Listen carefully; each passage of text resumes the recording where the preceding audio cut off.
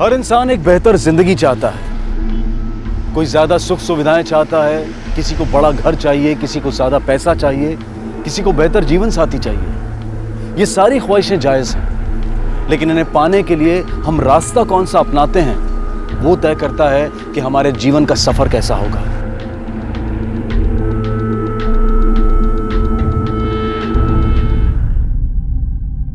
Happy birthday Sunny. अरे खोलो खोलो खोलो खोलो, इसे खोलो। नमस्कार काका। सनी बेटा, तुम्हारे उमेश काका तुम्हारे लिए बड़ा सा केक लाने गए हैं, वो बस आते ही होंगे। मुझे नहीं बनाना बर्थडे। अच्छा गिफ्ट भी नहीं मिला, केक भी नहीं आया और पापा भी नहीं आए। अरे बाप रे, देखो केक भी आ जाएगा और बाबा भी रास्ते में है।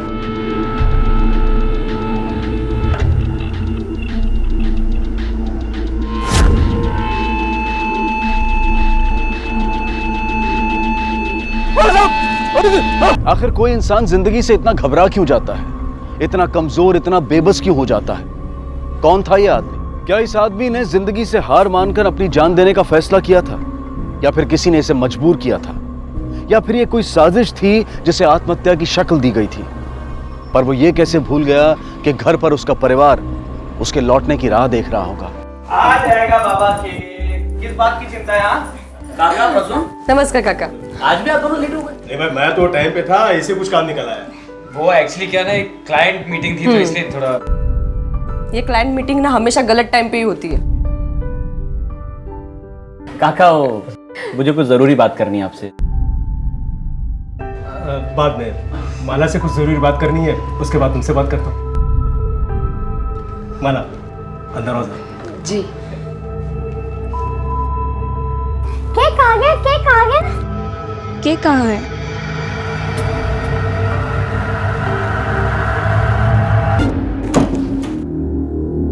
केक कहाँ है? नहीं ला पाया। नहीं ला पाए मतलब? नाही ला पाया मतलब नाही ला पाया. पैसे नव्हते यार माझ्याकडे. पण पैसे तर दिले होते ना. अगर इसके बारे में दिलीप को पता चल गया तो? नहीं, ये बात हम दोनों के बीच है ना, तो उसे पता कैसे चलेगा? और अगर उसे पता चल भी गया तो मैं उसे समझा दूंगा। हेलो, क्या?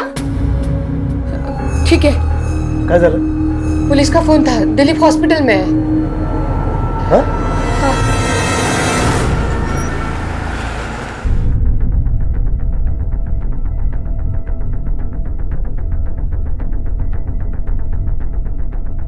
लवकर चला। क्या हुआ है दिलीप को? क्या हुआ है? आप कौन है? मैं उनकी पत्नी हूँ। देखिए, आपके पति ने जान देने की कोशिश की पुल से कूद कर, और लोगों ने उन्हें कूदते हुए देखा है। नहीं। शायद वो खुदकुशी करना चाहते थे। नहीं, वो ऐसा नहीं कर सकते। वो ऐसा कभी नहीं कर सकते। क्या करते हैं वो? सदगुरु नगर में कपड़े की दुकान है उनकी। आप कौन है? मैं दिलीप का काका हूँ। आप लोग रहते कहाँ हैं? सदगुरु नगर में ही, इच्छामल कॉलोनी। घर और दुकान दोनों सदगुरु नगर में है, लेकिन आपका भतीजा दिलीप हमें मिला है कर्मयोगी नगर में, वो भी ब्रिज के नीचे, जो सदगुरु नगर से काफी दूर है। क्या काम हो सकता है वहां जाने का? पता नहीं, मतलब वैसे कुछ बता कर नहीं गए थे। वो शायद गिफ्ट लेने गए होंगे सनी के लिए। हमारे बेटे का आज बर्थडे है ना। डॉक्टर क्या हुआ उन्हें? ठीक हो जाएगा? खतरे से तो बाहर है, पर उसकी बैक पूरी तरीके से इंजर्ड है। स्पाइन में गहरी चोट की वजह से हो सके कि उम्र भर के लिए पैरालाइज हो जाए। बसा इकडे, बसा।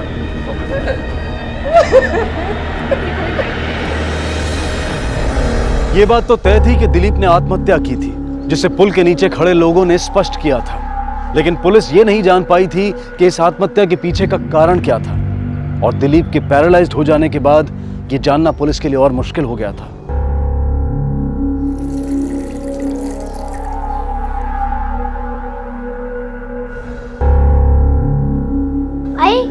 बाबा कब ठीक होंगे? वही नहीं, पुलिस।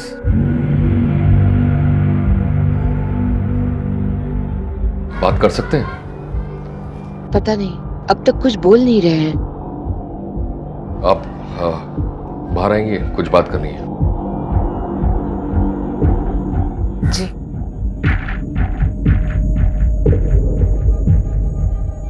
हाल ही में कुछ हुआ था क्या? नहीं, मतलब ऐसे तो कोई बात नहीं थी। कुछ तो हुआ होगा। दिलीप की अपनी दुकान है, कोई लॉस हुआ हो या फिर किसी का उधार। हाँ, मतलब कुछ पैसे लिए थे इन्होंने काका से दुकान सेट करने के लिए। घर की बात है, पैसे लौटाने की भी कोई जल्दी नहीं थी।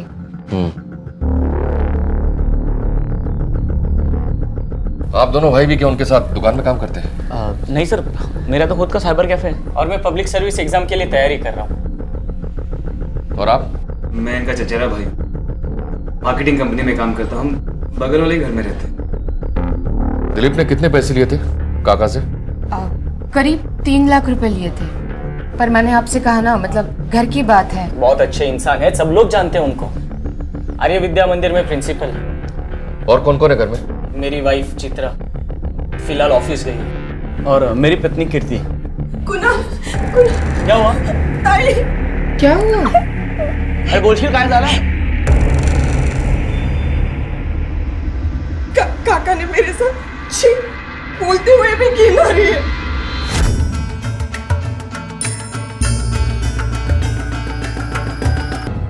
अरे बेटा, तुम यहाँ आ गई। मैंने कहा ना अंगड़ाई लेने के लिए, मैंने हाथ सीधे की और तुम्हें लग गया। नहीं। बेटा, और तुम उसका गुस्सा मान गई। बेटा, मैं माफी मांगता हूँ, मेरा इरादा बिल्कुल ऐसा नहीं था। तेरी हिम्मत कैसे? अरे क्या दिमाग ठिकाने है तुम्हारा? अरे काका है वो, काका बस कर रही है। शांत बसाता तुम ही। काका ऐसे कर ही नहीं सकते, डोकं ठिकाणावर आहे का? माझ्यावरती विश्वास ठेवा। एक मिनट, मुझे तुमसे अकेले बात करनी है।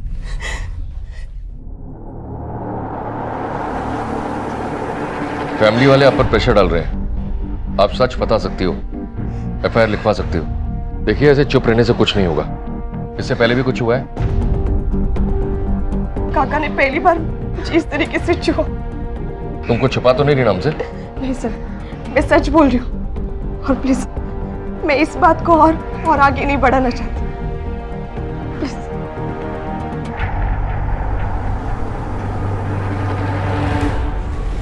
विश्वास जोशी स्कूल का प्रिंसिपल है, पर कैरेक्टर का ढीला लगता है, वरना बहू उसके खिलाफ ऐसा कंप्लेन क्यों करेगी? एक बुजुर्ग आदमी के बारे में इतनी बड़ी बात बोल जाना, और घर वाले उसी को डांट रहे हैं। हो सर। पर एक बात समझ में नहीं आ रही कि दिलीप के एक्सीडेंट या सुसाइड से इसका क्या लेना देना हो सकता है? सर, हो सकता है विश्वास ने दिलीप से पैसे मांगे हो और ये बात उसके पत्नी को पता नहीं हो। दिलीप पैसे लौटाने के हालत में नहीं होगा और इसलिए उसने कदम उठाया होगा। मुझे लगता है जोशी के घर में कोई खिचड़ी पक रही है।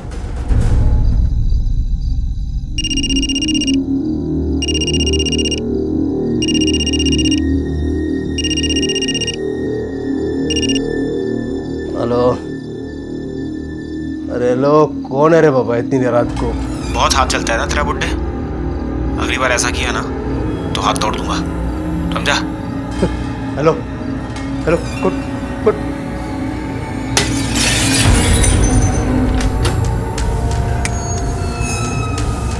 बाबा, काय झालं? हेलो हेलो, पेट्रोलिंग 421 गंगापुर की खाड़ी के पास एक बॉडी मिली है। आई रिपीट, गंगापुर की खाड़ी के पास एक बॉडी मिली है। सर, पहले दिलीप की आत्महत्या की कोशिश और फिर विश्वास जोशी का खून।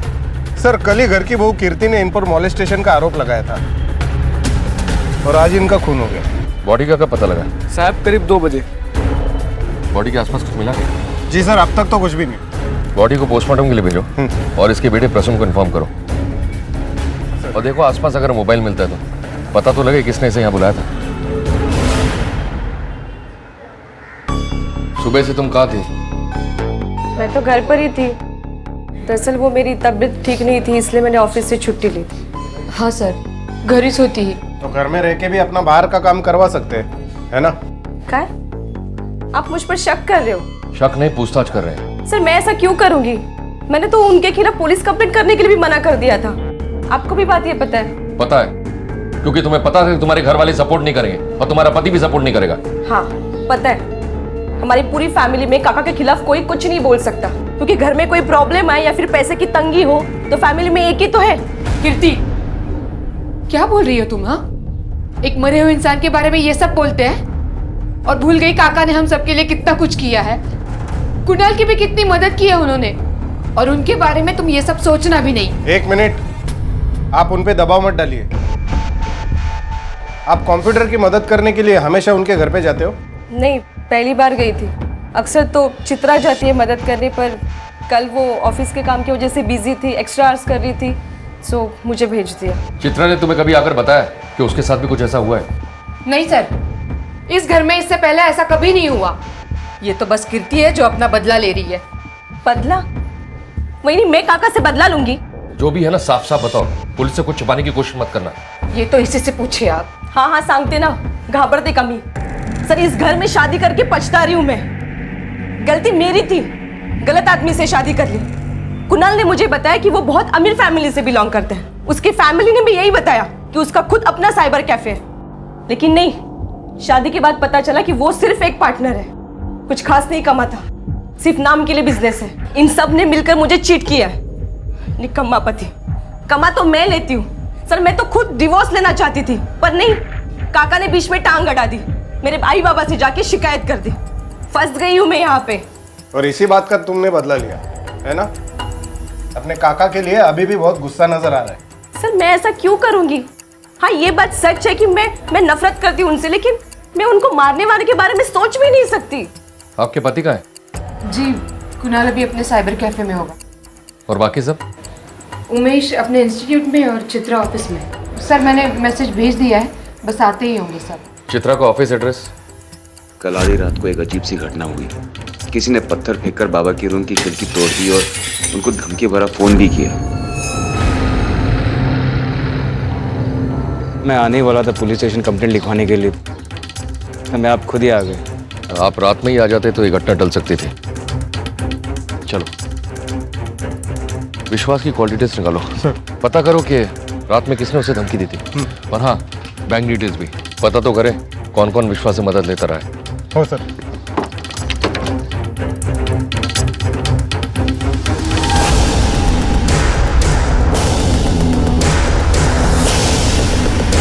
चित्रा, जी सर। आपने कीर्ति को विश्वास के पास भेजा था? हाँ सर, वो एक्चुअली हमेशा मैं ही मदद कर देती थी काका की कंप्यूटर चलाने में। लेकिन क्या है ना कि उस दिन मैं ओवर टाइम कर रही थी और दिलीप दादा के हॉस्पिटल के टाइम काफ़ी सारी छुट्टियां हो चुकी थी, इसलिए अभी ओवर टाइम करके कंपेंसेट कर रही हूँ। इसलिए मैंने कीर्ति को भेज दिया था। कीर्ति ने उस दिन सबके सामने ये कहा कि विश्वास जी ने उसके साथ कुछ गलत किया। क्या तुम्हारे साथ भी ऐसा कुछ हुआ है? नहीं सर, बिल्कुल नहीं। कीर्ति या तो झूठ बोल रही है या फिर उसे कोई गलत फहमी हो गई है। काका तो ऐसे कर ही नहीं सकते। तुम इतना कॉन्फिडेंस से कैसे कह सकती हो सकता है तुम्हारे साथ ना हुआ, उसके साथ हुआ। क्या है ना सर कि जितना प्यार काका बेटे से करते थे उनके, उतना ही प्यार हम सबसे करते थे। उन्होंने बहुत हेल्प की है हमारी। उधर विश्वास का मर्डर हो गया और तुम घर नहीं गई? सर वो मुझे भी अभी पता चला। मैं बस निकलने वाली थी कि मैंने लीव के लिए अप्लाई कर दिया है। घर का खर्चा तुम चलाती हो क्या? क्या करो सर, जैसे तैसे गुजारा चल रहा है, लेकिन बस कुछ ही दिनों की बात है। एक बार उमेश यूपीएससी की एग्जाम पास कर लेगा ना, फिर मुझे नौकरी करने की जरूरत भी नहीं पड़ेगी। ठीक है।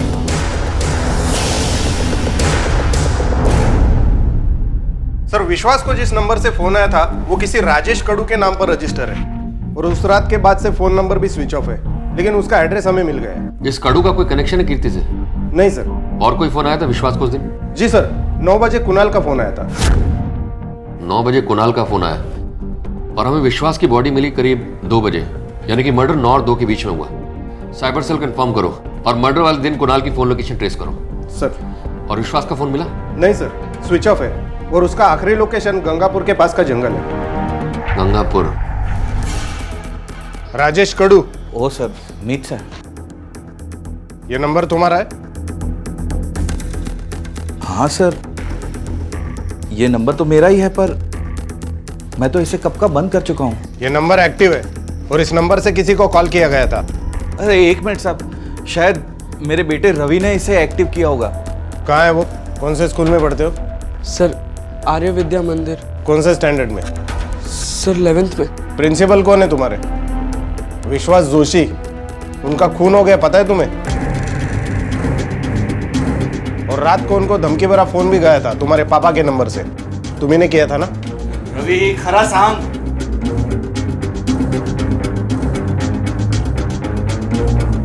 हाँ सर, मैंने ही किया था उनको फोन। मैं सर बहुत गुस्से में था। किस बात का गुस्सा? वो सर हुआ यूँ कि गुस्सा आया था उन पे। मैंने उन्हें फ़ोन किया, उनके घर का शीशा तोड़ा, उन्हें डराने के लिए। पर सर मैंने उन्हें मारा नहीं। कल 9 से 2 बजे के बीच तुम कहाँ थे? सर मैं घर ही तो। हाँ सर, वो घर पे ही था। तुम्हारा फ़ोन नंबर दो मुझे, तुम्हारे पास है वो, और ज़रूरत पड़ी तो पुलिस स्टेशन आना पड़ेगा। सर मर्डर के दिन कुणाल के फ़ोन की लोकेशन मिल गई है। वो 10 साढ़े 10 बजे तक गंगापुर वाली खाड़ी के पास ही था। बुलाओ सर। सर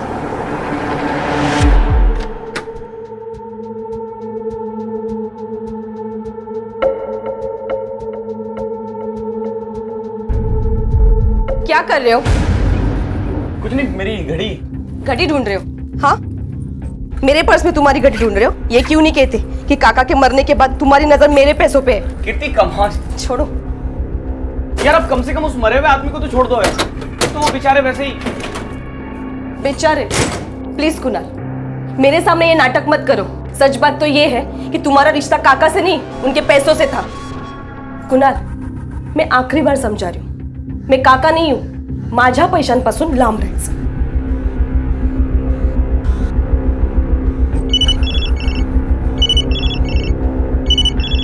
हेलो, कौन है? सर सुबह 10:30 बजे तो मैं अपने साइबर कैफे में था। अब पता किधर था? तेरी फोन की लोकेशन बता रही है कि मर्डर वाली सुबह 10 और 10:30 के बीच तो गंगापुर के पास था, और तूने सुबह अपने विश्वास काका के साथ बात भी की थी 9 बजे। आज शपथ मैंने किसी का खून नहीं किया। मुझे तो विश्वास काका से उधार पैसे चाहिए थे, इसलिए मिलने गया था मैं। तो ये बात पहले क्यों नहीं बताई? कैसे बताता साहब, आखिर सारे घर वाले तो मुझे निकम्मा मानते थे।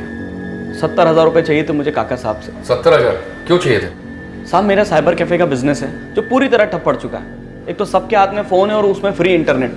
मैंने सोचा था साहब कि नया धंधा शुरू करूंगा जो बहुत अच्छे से चले, इसलिए मैंने काका साहब से पैसे उधार मांगे।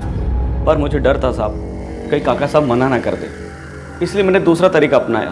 बचपन में काका साहब हमको अक्सर गंगापुर के पास घुमाने ले जाया करते थे। मैंने सोचा उनको वहाँ बुलाऊंगा, शायद इमोशनली थोड़ा फ़ायदा मिल जाए। क्या हुआ मिलने के बाद फिर? उन्होंने हाँ बोल दिया साहब, वो राज़ी हो गए और फिर मैं वहाँ से निकल गया। तुम दोनों साथ भी तो जा सकते थे घर। हाँ साहब, पर अर्जेंटली मुझे मेरे साइबर कैफे वाले पार्टनर का फ़ोन आया। उसने बोला कि कंप्यूटर बंद हो चुका है और रिपेयरिंग का काम सिर्फ मैं जानता हूँ, इसलिए जाना पड़ा। कॉल रिकॉर्ड्स में उसका नंबर तो होगा ना? दिखा फोन।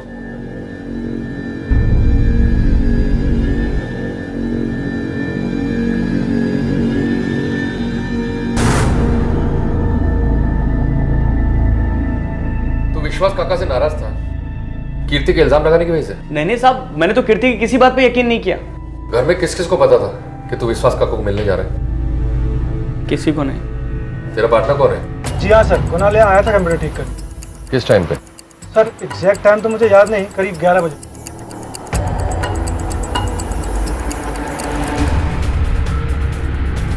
कुणाल ऐसे नहीं कर सकता, वो और बाबा बहुत क्लोज थे। कुणाल दादा काका की बहुत इज्जत करते थे आणि काका पण खूप मानायचे त्याला। हाँ, और काका ने उसको बिजनेस के लिए पैसे दिए थे, तो फिर वो क्यों मारेगा काका को? और इतने सालों में मैंने उन दोनों में कभी झगड़ा होते हुए भी नहीं देखा। साहब भाऊ को अच्छे से जानता हूं मैं, वो कभी किसी का खून नहीं कर सकते, और काका का तो बिल्कुल भी नहीं। भाऊ को कोई भी चीज की जरूरत होती तो काका ही तो थे जो उसकी मदद करते थे।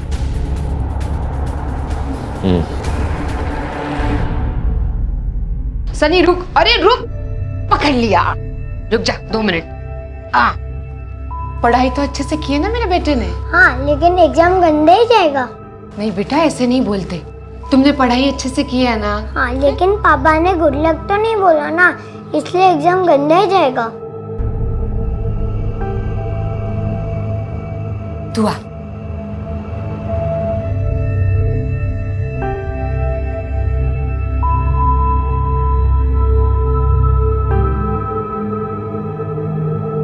देखा, अभी बाबा ने सनी को गुड लक बोला ना? हाँ। है ना? तो अभी हमेशा की तरह मेरा बेटा फर्स्ट आएगा स्कूल में। सर विश्वास ने वाकई में तीनों भतीजों पे काफी खर्चा किया है। पिछले साल विश्वास ने दिलीप को 3 लाख रुपए और कुणाल को 2 लाख रुपए दिए। सर यहाँ तक कि दिलीप के ट्रीटमेंट का पूरा खर्चा भी उसने किया है। सर इन खर्चों में एक खास खर्चा है। क्या? ये देखिए सर, विश्वास ने अभी अभी एक रिकरिंग डिपॉजिट अकाउंट खोला है जो माला के बेटे सनी के नाम पर है। सर खास बात यह है कि इस अकाउंट का नॉमिनी खुद विश्वास और माला है, दिलीप ने। कमाल है, माँ नॉमिनी और बाप नहीं। तुम्हें याद है उस दिन भी माला ने कीर्ति को सपोर्ट नहीं किया था, विश्वास का सपोर्ट किया था और कीर्ति को सबके सामने मारा भी था। सर मुझे तो लगता है कि विश्वास काका और माला के बीच में कुछ चल रहा है। हो सकता है कि इस बात का दिलीप को पता चल गया हो और उसने सुसाइड करने की कोशिश की हो। आप विश्वास के काफी क्लोज थे। हाँ, घर के बुजुर्ग थे, बहुत इज्जत करती थी मैं उनकी। सुना है वो आपके पति का इलाज भी करा रहे थे। घर की सारी जिम्मेदारी उन्होंने अपने हाथ में ले ली थी। पर एक बात बहुत अजीब लगी, सनी के आरडी अकाउंट में नॉमिनी आप और विश्वास जी हैं, आपके पति ने।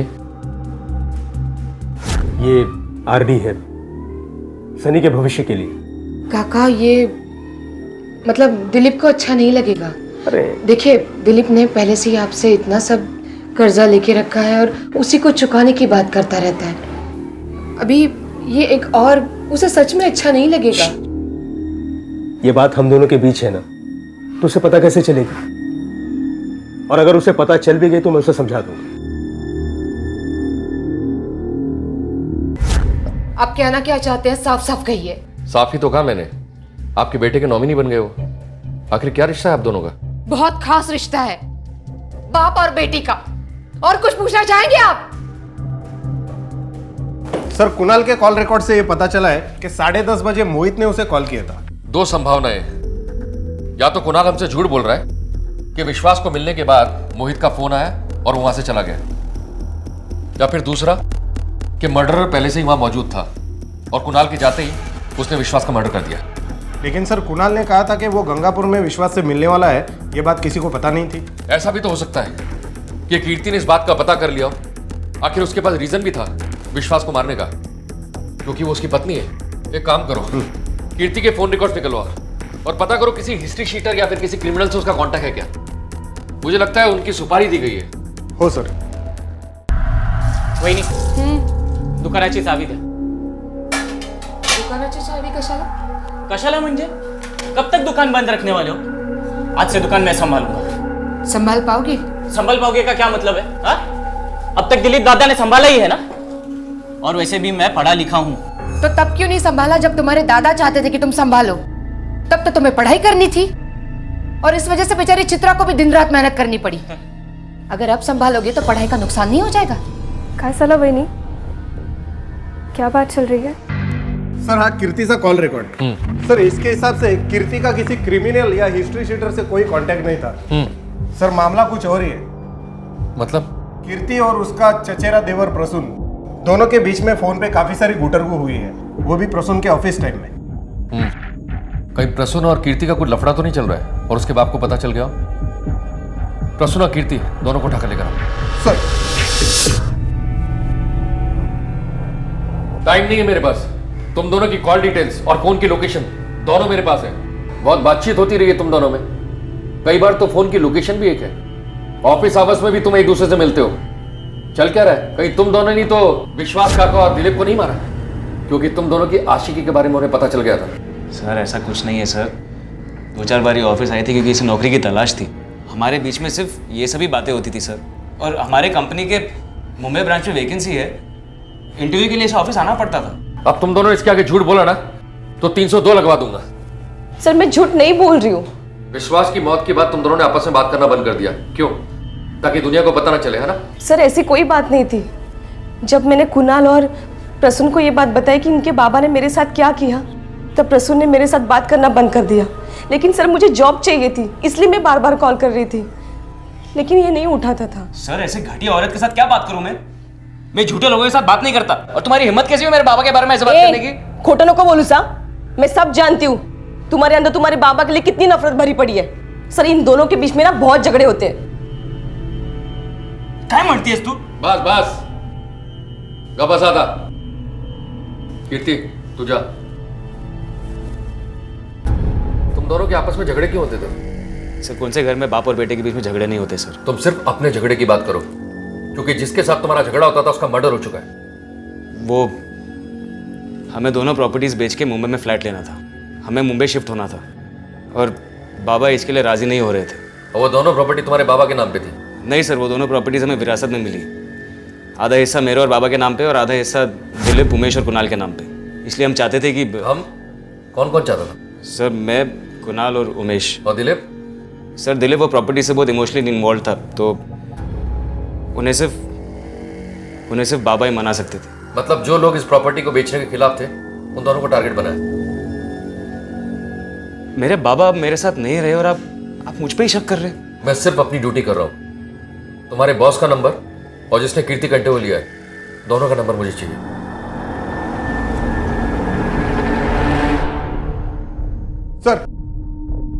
सर मैंने प्रसून के ऑफिस से पता किया। प्रसून और कीर्ति सच बोल रहे हैं। कीर्ति वाकई में जॉब के लिए कोशिश कर रही थी। मतलब प्रसून और कीर्ति के बीच में कोई लफड़ा नहीं था और प्रसून को अपने बाप को मार के कोई फायदा नहीं होने वाला था। अब हमारे पास बचे हैं सिर्फ 2 ही सस्पेक्ट, जिन्हें विश्वास की मौत से और दिलीप के सुसाइड से फायदा हो सकता था। चलो। सिर्फ पैसे के लिए मैं अपने काका को क्यों मारूंगा सर? और मान लीजिए अगर मैंने मार भी दिया तो सारा पैसा तो उनके बेटे को मिलने वाला है और मैं अपने बड़े भाई का एक्सीडेंट भी करवाऊंगा। ऐसा कौन सा खजाना है सर उनके पास? वैसे भी तो अपनी पत्नी की कमाई पे जी रहा है, घर का खर्चा मुश्किल से चलता होगा ना। और तेरी पत्नी की कमाई कोई खास नहीं है, पैसों की जरूरत तो पड़ती होगी तुझे। चित्रा काफी कमा लेती है, जिससे मेरी ट्यूशन फीस वगैरह सारे खर्चे अच्छे से मैनेज कर लेती है। अब तो उसका प्रमोशन हो गया है, एक कंपनी में असिस्टेंट अकाउंटेंट हो गई है। ये तुझा बैंक स्टेटमेंट, और जिस ऑफिस में तुम काम करती हो वहां सिर्फ तुम रिसेप्शनिस्ट हो और तुम्हारी कुल पगार 5,000 रुपए है। और ये विश्वास का बैंक स्टेटमेंट, जिस दिन भी उन्होंने अपने अकाउंट से पैसे निकाले उतना ही अमाउंट तुम्हारे अकाउंट में जमा हुआ है उस दिन। पुलिस जब पीछे लगती है ना तो मुर्दों से भी बयान निकलवा लेती है। अब बताओगी तुम्हारे और विश्वास के बीच क्या चल रहा था? सर प्लीज माझ्यावर विश्वास ठेवा, मेरा कोई अफेयर नहीं चालू है। और जो काका ने पैसे दिए थे वो उमेश की पढ़ाई के लिए पैसे दिए थे। तो इतने चोरी छुपे पैसे जमा करने की क्या जरूरत थी? उमेश को डायरेक्ट भी तो दे सकता था। सर उमेश खूब आलसी है, अगर उसको पता चलता कि ये काका ने पैसे दिए हैं तो फिर ना वो उसे लौटाने की कोशिश करता और ना ही ठीक से पढ़ाई करता। मेरे पैसे देने से उसका ईगो हर्ट होता है, जिससे कम से कम वो पढ़ाई तो करता है। और क्या पता शायद मेरी इंपॉर्टेंस बढ़ जाती या फिर मुझे मारना बंद कर देता। इसलिए मैंने झूठ बोला घर वालों से कि मेरी प्रमोशन हो गई है, जिससे मेरी सैलरी पर सवाल ना उठे। क्या लगता है ये चित्रा सच बोल रही है? मुझे नहीं लगता है, क्योंकि विश्वास चित्रा और माला दोनों को पैसे देता था, वो भी उनसे पति से छुपाकर। हो सकता है कि कीर्ति सच बोल रही हो कि विश्वास ने उसके साथ मॉलेस्टेशन किया है, और ये दोनों भी ये सच जानती हो लेकिन जानबूझकर बता नहीं रही हो, क्योंकि विश्वास से उन्हें पैसे मिलते हैं। और हो सकता है कि विश्वास कीर्ति का मुंह नहीं बनकर पाया हो। लेकिन ये समझ में नहीं आ रहा है कि विश्वास को मारा किसने था। माला और चित्रा तो हो नहीं सकते, क्योंकि पैसे के अंडे देने वाले मुर्गी को कौन काटेगा? सर विश्वास का पोस्टमार्टम रिपोर्ट आला है। इसके हिसाब से विश्वास की मौत 10 से 11 के बीच में हुई। 10:30 बजे कुणाल उसी एरिया में था, लेकिन सर उसके पास विश्वास को मारने का कोई मोटिव नहीं है। मैंने उसकी कंप्यूटर रिपेयर करने की बात भी वेरीफाई की। He is clean there. विश्वास के सर के पीछे किसी भारी चीज से वार किया गया, और सर सीने पर मल्टीपल स्टैबिंग के निशान भी है। बार बार चाकू घोंपा गया। बार बार? इसका मतलब है कोई इमोशनल रीजन है। भला कोई इतनी बेदर्दी से कैसे किसी को मार सकता है? वो ना हो मारने वाला भी इस दर्द से गुजरा हो। कोई तो है जो विश्वास से बहुत नफरत करता था। सर ये भी पता चला है कि मारने वाले ने बाएं हाथ से वार किया, मतलब वो लेफ्टी है।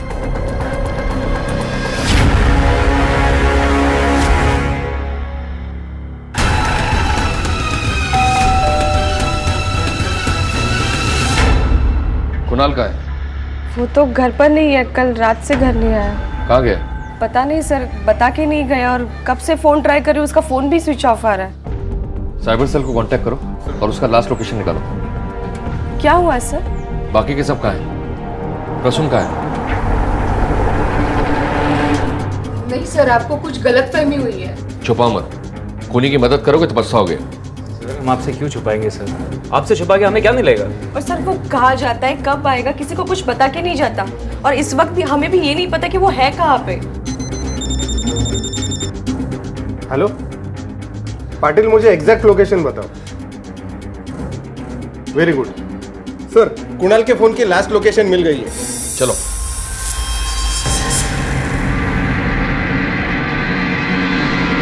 पुलिस को कुणाल के फोन की आखिरी लोकेशन पता चली, जो कि इगतपुरी के जंगलों के बीच थी। आखिर कुणाल किससे डरकर भाग रहा था? क्या छुपाना चाहता था वो? क्या वो अकेला था या फिर घर का कोई और सदस्य भी पुलिस को गुमराह करने में उसकी मदद कर रहा था? विश्वास के खून की तहकीकात के दौरान कुणाल का अचानक यूं गायब हो जाना उसे शक के घेरे में ला रहा था। सच क्या था ये तभी पता चल पाता जब पुलिस उस तक पहुंच पाती। सर, मोबाइल का लोकेशन तो यहीं पर बता रहा था। आसपास चेक करो।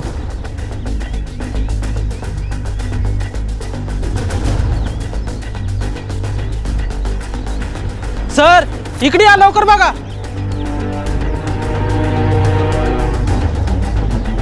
ये कुणाल इस जंगल में क्या कर रहा था? आसपास कोई गांव भी नहीं है। सर, यहाँ से आधे किलोमीटर की दूरी पर एक गांव है। सर, ये मोबाइल फोन। आसपास जितने भी फोन एक्टिव थे उनकी डिटेल्स निकालो, जब इसका फोन बंद बता रहा था। सर, एक कीर्ति है जिसको कुणाल और विश्वास के मौत से फायदा हो सकता है। क्यों? उमेश भी तो है। जितने कम लोग उतना बड़ा शेयर प्रॉपर्टी में। एक काम करो, उमेश और कीर्ति को थाने बुलवा लो और कुणाल की फोन डिटेल्स निकलवाओ। बॉडी को पोस्टमार्टम के लिए भेजो। सर मुझे कोई आइडिया नहीं वो जंगल में क्यों गया था।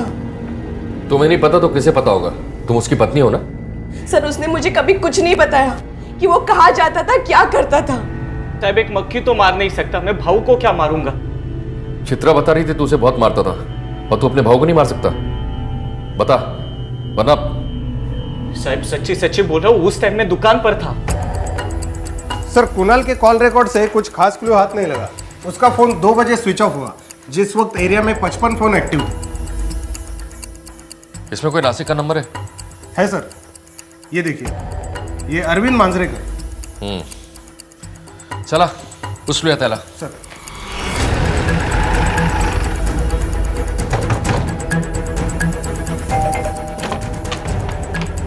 अरविंद। जी सर। शनिवार को इगतपुरी में क्या कर रहा था?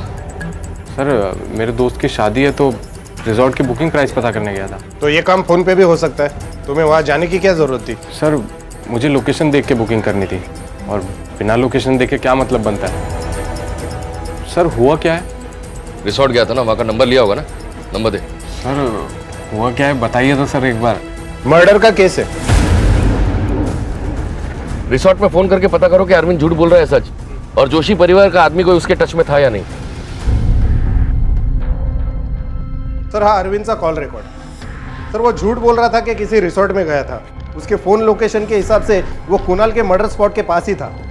सर एक अजीब बात है अरविंद के कॉल रिकॉर्ड में। अरविंद को इस नंबर से लगातार फोन आता था। ये नंबर भी सर अरविंद के नाम पे ही रजिस्टर है, जिसकी लोकेशन दिलीप और विश्वास के घर के पास की बता रही है। सर और एक अजीब बात है कि सिर्फ और सिर्फ अरविंद से बात करने के लिए ये नंबर एक्टिव होता था, उसके बाद स्विच ऑफ। कितने बजे फोन आते थे? सर तकरीबन आधी रात को। अरविंद को उठाकर लेकर आओ। सर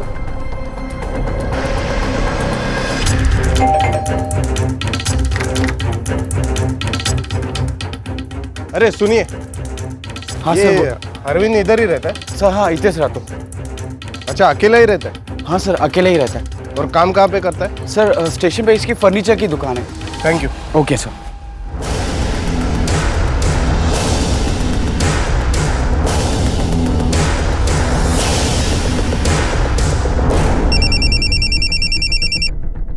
हाँ बोला। सर अरविंद ने दुकान नहीं खोली। मुझे लगता है हमारे पूछताछ करने के बाद वो डर से भाग गया। शहर की सारी चौकियों को अलर्ट कर दो, और हाँ उसका स्केच सारी चौकियों में सर्कुलेट कर दो। जी सर।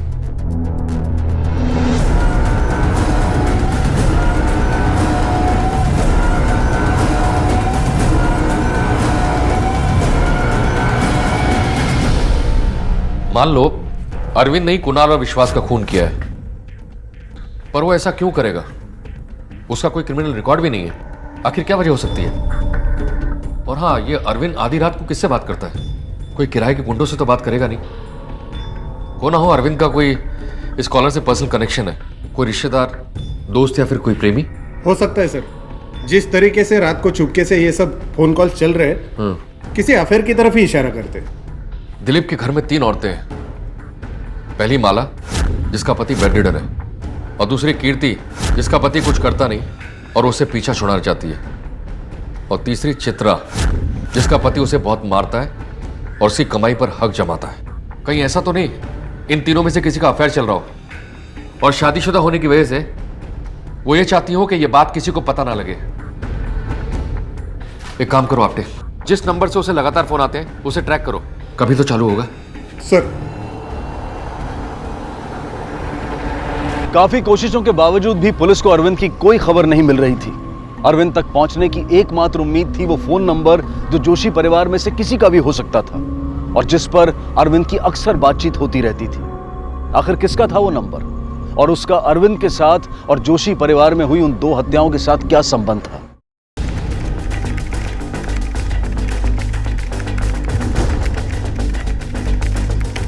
अरविंद का दूसरा नंबर जो जोशी परिवार में था वो ऑन हो गया है और अरविंद की लोकेशन भी ट्रेस हो गई है। वो कोपर गांव में कहीं है। मैंने लोकल पुलिस स्टेशन को इन्फॉर्म कर दिया sir.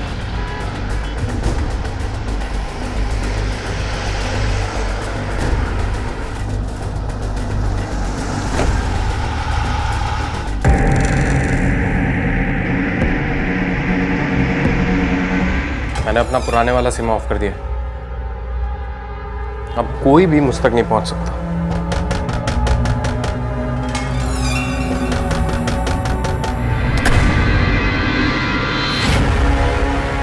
I'll call you back. किससे बात कर रही थी? कौन? Room service. ये तो यूएस का नंबर है। सर वो मेरे यूएस के कंपनी के बॉस के साथ बात कर रही थी जॉब के लिए। पर सर क्या हुआ?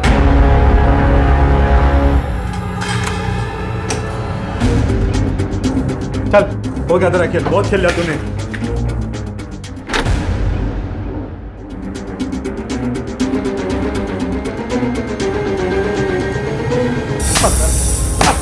रुक, आपने जवाब देगा और मार खाएगा। बता।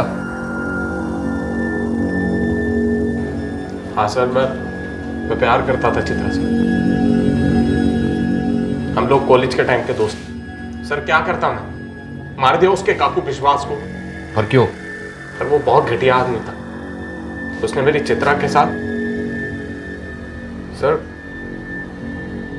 उसका रेप किया था और उसका वीडियो बना के उसे डराता था। हाँ, मैंने अरविंद से झूठ बोला था कि मेरा रेप हुआ है। वो मुझसे प्यार करता था, इसलिए मैंने उसका इस्तेमाल किया। मेरा अफेयर विश्वास के साथ था। सिर्फ पैसों के लिए? जरूरत थी मुझे पैसों की। उमेश की पढ़ाई का खर्चा था मेरे सर के ऊपर। मुझे एक अच्छी जिंदगी जीनी थी। काका को मैंने गंदी वीडियो देखते हुए पकड़ लिया था। काका तू तू तू इकड़े क्या करतेस? थोड़े से पैसे हवे होते। कितने? 80,000। ए बग, इतने पैसे मेरे पास अभी है नहीं। 10,000 है, चलेगा? चलेगा। और बाकी ठहरा के ले लूं? चलेगा। और 70,000 के लिए तुमने विश्वास के साथ फिजिकल रिलेशन बना लिया। मुझे उसकी कमजोरी पता थी। विश्वास को फंसा रही थी, पर विश्वास ने तुम्हें फंसा लिया। उमेश यूपीएससी के एग्जाम में 2 बार फेल हो चुका था। मला माहिती होतं कि वो लाइफ में कभी कुछ नहीं कर पाएगा। इसलिए मैं अरविंद से मिली। सोचा उससे शादी कर लूंगी और उमेश को छोड़ दूंगी। पर विश्वास काका बीच में आ गए और उसके बदले में मैं उसे पैसे दूंगी। कुणाल ने डबल गेम खेलने की कोशिश की और काका से भी पैसे डिमांड किए। काका वो क्या है ना, आपके कंप्यूटर में मैंने आपकी और चित्रा की रासलीला का वीडियो देख लिया है। तू चाहती थी काका के मर्डर के पीछे भतीजा कुणाल फंस जाए, तो उसे क्यों मरवाया? क्योंकि मुझे उसके साथ भी सोना पड़ा था और वो अरविंद को कभी भी बता सकता था। फिर तुमने अरविंद को कैसे राजी किया कुणाल को मारने के लिए? मैंने कहा कि कुणाल पुलिस से बहुत डर गया है, कभी भी सच बोल देगा और हम फंस जाएंगे।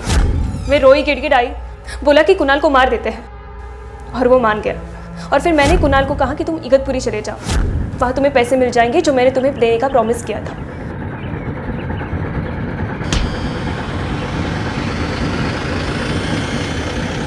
लेकिन एक बेवकूफ़ी हो गई।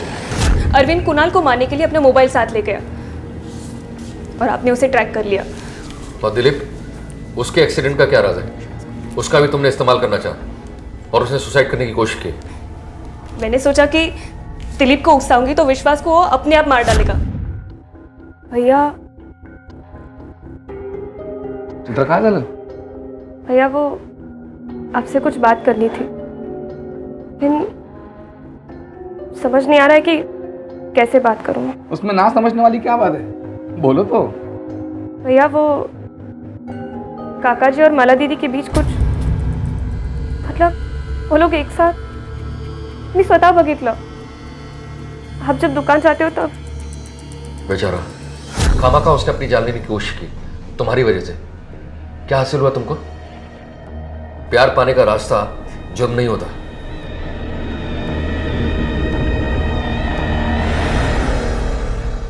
दिलीप जिंदा तो था, लेकिन ऐसी जिंदगी के क्या मायने? किसी की बातों में आकर अपने करीबी लोगों पर शक करना और फिर उस गलतफहमी की वजह से आत्महत्या जैसा बड़ा कदम उठाना ना सिर्फ गलत है बल्कि बेवकूफ़ी भी है। उधर चित्रा पछता रही थी उमेश से शादी करके। उसके पास एक रास्ता था कि वो तलाक ले सकती थी, नए सिरे से अपनी जिंदगी शुरू कर सकती थी, पर उसने एक गलत रास्ता चुना। एक बार कदम गलत रास्ते पर पड़े तो फिर बढ़ते ही चले गए और अंत हुआ जेल की सलाखों के पीछे। बेहतर जिंदगी की तलाश यूं खत्म हो गई। जरूरत है अपनों में विश्वास रखने की, उनसे खुलकर बात करने की। रिश्ते तभी मजबूत होते हैं जब उनमें विश्वास होता है।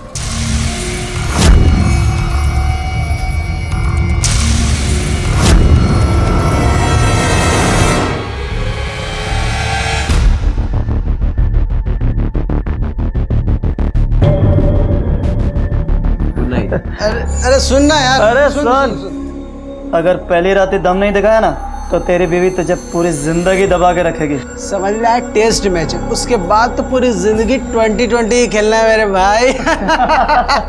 और एक बात, अगर जरूरत पड़े ना तो हमें भी बुला लेना। चलो यार, सारी बातें आज ही कर लोगे। जा मेरे शेर, मार ले मजा। जा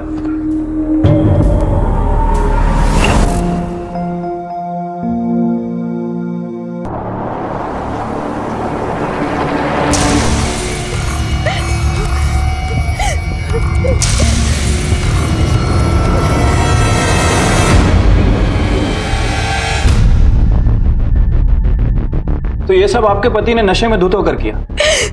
सर, नशे में था, लेकिन इसके पीछे एक और वजह है। कैसी वजह? राजस्थान के अमरपुरा गांव में एक दिन कोमल अपने साथ हुए बलात्कार की शिकायत लेकर पुलिस के पास आती है। उसे देखकर ऐसा लगता है कि उसकी शादी कुछ ही वक्त पहले हुई है। तो किसने किया था कोमल के साथ ये बलात्कार? क्या थी उसकी कहानी और क्या था इस कहानी के पीछे का सच?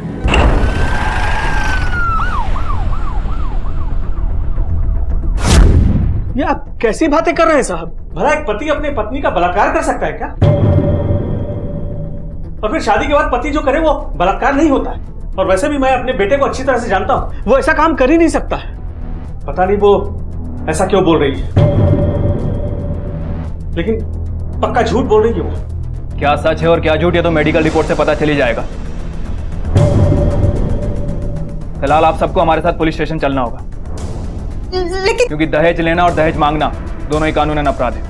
दहेज? आपकी बहू ने हमें बताया कि आपके परिवार ने उसके परिवार से दहेज मांगा था। सर, मेरे ससुराल वालों ने दहेज के नाम पर मेरे भाई से एक बहुत बड़ी रकम मांगी थी, जिसे देने के लिए मेरे भाई ने वादा किया था, पर ऐन मौके पर पैसों का इंतजाम नहीं कर पाया, जिसकी वजह से मेरे ससुराल वालों को बहुत गुस्सा आया और उन्होंने मेरे भाई को बहुत ताने सुनाए, बहुत बेइज्जत किया। और उसी बात की भड़ास निकालने के लिए मेरे पति ने मेरा रेप किया। देखा ये क्या किया तेरी छोटी बहन ने? कहाँ है आपका बेटा? कहाँ है विशाल? अपने कमरे में है ऊपर। पकड़ो। साहब हमने क्या किया? कहना थाने में चल के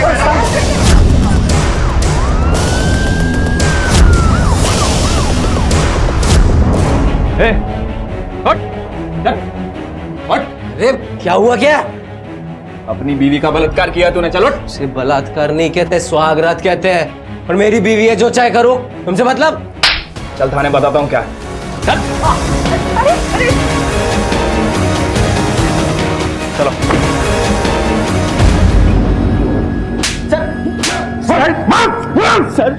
सर वो झूठ बोल रही है, आप मेरा विश्वास कीजिए। सर मुझे तो जब पता चला कि उसका महीना चल रहा है तो मैंने खुद उससे कहा कि आज रहने देते हैं। सर कहानियां अच्छी बना लेता तू, लेकिन इतनी भी अच्छी नहीं कि हम विश्वास कर लें। मेडिकल रिपोर्ट के आने तक अपनी खैर मना ले तू। जैसे ही मेडिकली ये प्रूव हुआ कि तूने अपनी पत्नी कोमल के साथ बलात्कार किया है, तो ऐसी धुलाई शुरू होगी ना तेरी कि जिंदगी भर याद रखेगा।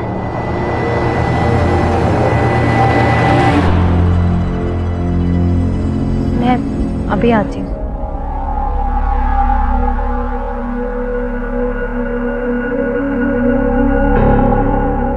भैया कोमल क्या है ये सब? क्यों कर रही है तू ये सब ड्रामा? ये सब तू जानबूझ के कर रही है ना? जानबूझकर? भाई होने के बाद भी आप मेरे साथ नहीं, उल्टा मुझ पर ही शक कर रहे हैं। शर्म आती है मुझे आपको अपना भाई कहते हुए। कोमल बात को घुमा मत। भाई हूं मैं तेरा, तेरी रग रग से वाकिफ हूं और मैं जानता हूं ये सब तूने जानबूझ कर किया है। कोमल, कोमल! सुन बेटा, अगर विशाल से कोई गलती हुई है ना तो मैं माफी मांग रही हूँ। बंद कर दे ये सब, बहुत बदनामी हो रही है। और देखना, इन सब में तकलीफ किसी और की नहीं, तेरे पति को ही हो रही है। और एक पत्नी होने के नाते तू अपने पति को ऐसे हाल में देख सकती है क्या? गलत तो मेरे साथ भी हुआ है ना। एक नंबर की झूठी है तू। मेरा बेटा निर्दोष है। क्या मिलेगा तुझे ये सब करके? तुझे क्या लग रहा ये सब करके तू चैन से रह पाएगी? एक मिनट माम, मैं समझाती हूँ। कोमल मेरी बात सुनो, तुम अपनी कंप्लेंट वापस ले लो। क्यों अपनी शादीशुदा जिंदगी खराब करने पर तुली हो? मैं तुम्हारी बहन हूँ, तुम्हारे बारे में गलत नहीं सोचूंगी। क्या ये दिन देखने के लिए मैंने तुम्हारी शादी कराई थी इस घर में? कोमल सब तेरी वजह से हुआ है। तूने ही शादी करवाई थी ना इस घर में। तुम्हें पता है कि दहेज लेने के साथ साथ दहेज देना भी कानूनन जुर्म है? आई नो सर, मैं अच्छी तरह जानता हूँ, लेकिन सर हम लोगों ने उनको ना तो कोई दहेज दिया और उन लोगों ने भी हमसे कभी कोई दहेज नहीं मांगा। बकवास मत करो। सर मेरी एक बहन और है, उसकी पहले से ही उस घर में शादी हो चुकी है। सर हम दोनों परिवारों में बहुत अच्छा प्यार का रिश्ता है। उन्हें कोमल पसंद थी। सर मैंने सोचा दोनों बहनें अगर एक घर में एक साथ रहेंगी तो ज्यादा अच्छा रहेगा। तुम्हारी बहन कोमल का कहना है कि इसकी शादी में इसके ससुराल वालों ने तुमसे एक मोटी रकम की डिमांड की थी। आखिर क्यों झूठ बोल रहे हो कि उन्होंने कोई डिमांड नहीं की? सर झूठ मैं नहीं, ये बोल रही है। और ये सर इसका आज का ड्रामा नहीं है, बचपन से ये नाटक करती आ रही है। नहीं सर। चुप रहो तुम। सर ये रेप वगैरह का सारा मामला पूरी तरह से बकवास है। आप इसकी किसी बात का विश्वास मत कीजिए। ये बचपन से ड्रामेबाज है, एक नंबर की झूठी है सर ये। भैया ठीक है, आप लोग जा सकते। Thank you sir. गई।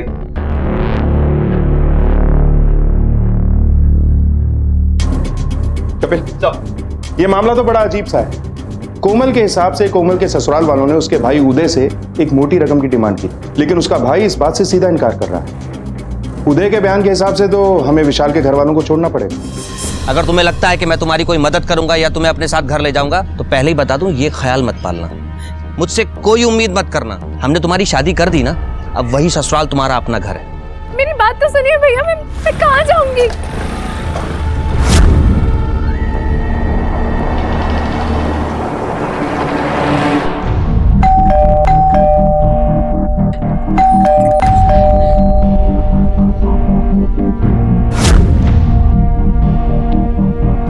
ये रही कोमल की मेडिकल रिपोर्ट। रिपोर्ट के हिसाब से उसके साथ बलात्कार हुआ है। साहब ये कैसी बातें कर रहे हैं आप?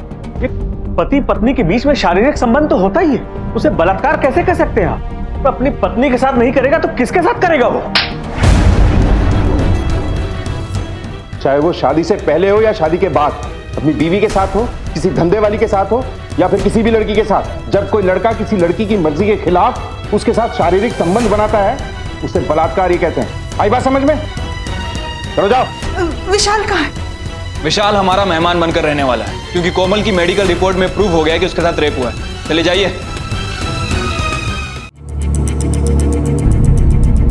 मुझे माफ कर दीजिए। सब रिश्तेदार और पूरे मोहल्ले के सामने हम सब की नाक कटा दी, तब अकल आई तुझे? आज तेरी वजह से हम लोगों की इज्जत मिट्टी में मिल गई। सच में कोमल, मैंने सोचा भी नहीं था कि मेरी बहन होकर तुम ऐसा करोगी। नहीं दीदी, मैं आपसे भी माफी मांगती हूँ। मैं अपने किए पर बहुत शर्मिंदा हूँ और अपनी गलती सुधारना चाहती हूँ। अगर तुम सच में अपनी गलती सुधारना चाहती हो और अपने किए पे शर्मिंदा हो तो विशाल के खिलाफ जो तुमने कंप्लेंट की है उसे वापस ले लो। हाँ दीदी ठीक है, मैं अभी पुलिस स्टेशन जाके कंप्लेंट वापस ले लेती हूँ। तो आप सब लोग मुझे अपना लेंगे ना? मैं भी चाहती हूँ। कोमल जी, आपको अंदाजा भी है कि आप क्या करेंगे? आखिर ऐसा क्या हो गया है कि आप कंप्लेन वापस लेना चाहती? कहीं ऐसा तो नहीं कि विशाल के या आपके परिवार वाले आप पे दबाव बना रहे हैं? अगर ऐसा है तो किसी से डरने की जरूरत नहीं, हम आपके साथ हैं। नहीं सर, मुझ पर किसी भी तरह का कोई दबाव नहीं। मुझे अपनी कंप्लेन वापस लेनी है। आप प्लीज उन्हें छोड़ दीजिए। कोमल जी, अक्सर डोमेस्टिक वायलेंस और मैरिटल रेप के केसेस में औरतें कंप्लेंट लिखाने से डरती हैं। इसी वजह से ऐसे लोगों के हौसले और बढ़ जाते हैं। मुझसे बहुत बड़ी गलती हुई है और मैं उस गलती को सुधारना चाहती हूँ। आप प्लीज उन्हें छोड़ दीजिए। एक बार फिर सोच लीजिए कोमल जी। कपिल, इनसे रिटर्न में लो और विशाल को छोड़ दो। आइए लेके आने।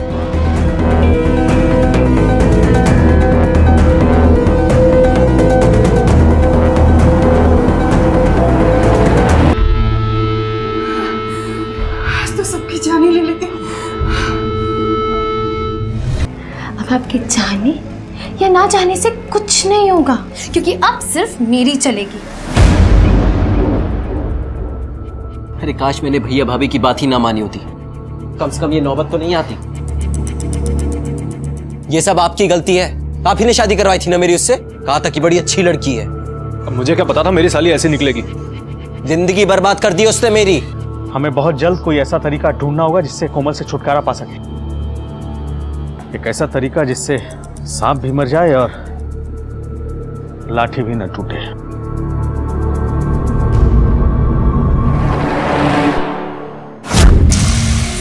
पलक! पलक! ऊपर में नहीं है। पलक! गाड़ी में भी नहीं है। उसने दी क्या भी नहीं है। छत पे भी नहीं है। मैंने भी पूरा मोहल्ला देख दिया, कहीं नहीं है। मेरे बच्चे को ढूंढ के लेके आओ ना। तुम घबराओ मत, वो मिल जाएगी। सब ढूंढ रहे हैं उसे। मेरे ख्याल से अब हमें देर नहीं करनी चाहिए, फौरन पुलिस में कंप्लेंट करनी चाहिए। हाँ मैं जाता हूँ। जा। मैं भी आपके साथ चलूंगी। चलो चलो चलो।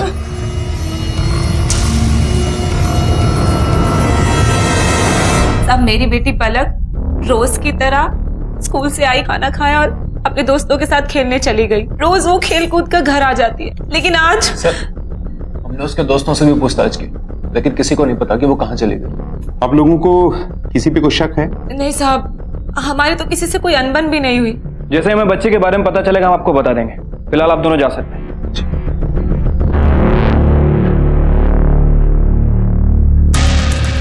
कपिल, कोमल और पूजा दोनों बहनें हैं। कोमल का अपने ससुराल वालों से पहले ही रिश्ता ठीक नहीं था। कहीं ऐसा तो नहीं कि पूजा भी इन्हें पसंद नहीं थी, इसी वजह से किसी ने इसकी बच्ची को कुछ कर दिया? लेकिन सर, पूजा के मुताबिक पलक को सभी प्यार करते हैं और परिवार में भी उसके सबके साथ अच्छे रिलेशन है। कपिल, ये 5 साल की बच्ची के गायब होने का मामला है। हम कहीं सुनी बातों पर यकीन नहीं कर सकते। ऐसा करते हैं कि इनके एरिया में चलकर उन बच्चों से पूछताछ करते हैं जिनके साथ पलक खेलती थी। तब तक इस पूरी फैमिली के लोकेशन डिटेल निकलवाओ। पता करो कि जब बच्ची किडनैप हुई कौन कहां था। Right sir.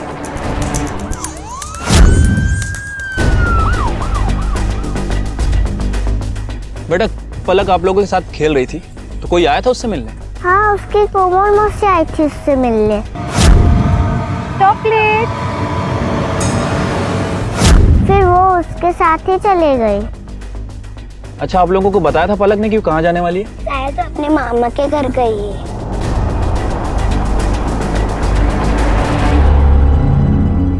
ये सब तेरा ही किया धरा है ना? अरे तो हमारी दुश्मनी उस मासूम बच्चे से क्यों निकाल रही है? कहाँ छुपा के रखा है उसको? मुझे कोई चाल चलने की जरूरत नहीं है। कोमल के ससुराल वालों को शक था कि पूजा की बेटी पलक के लापता होने के पीछे कोमल का हाथ था। क्या वाकई कोमल ने पलक के साथ कुछ किया था? इसी बीच कोमल के ससुराल वाले कोमल से छुटकारा पाने की बातें कर रहे थे। ऐसा लग रहा था कि वो शायद कोमल को नुकसान पहुंचाने की सोच रहे थे। आखिर क्या होने वाला था? कहां थी पलक? आपने आखिरी बार पलक को कब देखा था? सर, मैं मार्केट से लौट रही थी, तब मैंने पलक को अपने दोस्तों के साथ खेलते हुए देखा। मैं उसके पास थोड़ी देर रुकी, बात की और फिर मैं वहां से चली गई। लेकिन पलक के दोस्तों का तो कुछ और ही कहना है। उसकी कोमल मौसी आई थी उससे मिलने। उनके मुताबिक आप पलक को अपने साथ लेकर उसके मामा के घर गई थी। नहीं सर, शायद कुछ गलतफहमी हुई है। आपको शायद पता नहीं है, मैंने जब से विशाल के खिलाफ कंप्लेन की है मेरा मेरे भाई के साथ में कोई रिश्ता नहीं है, तो भला मैं उसे वहाँ क्यों लेकर जाऊंगी? कहीं आप हमसे कुछ छुपा तो नहीं रही हैं? भला मैं आप लोगों से कुछ क्यों छुपाऊंगी? भलक मेरी बहन की बेटी है, मेरी भी बेटी जैसी है, और मैं उससे बहुत प्यार करती हूँ। Thank you.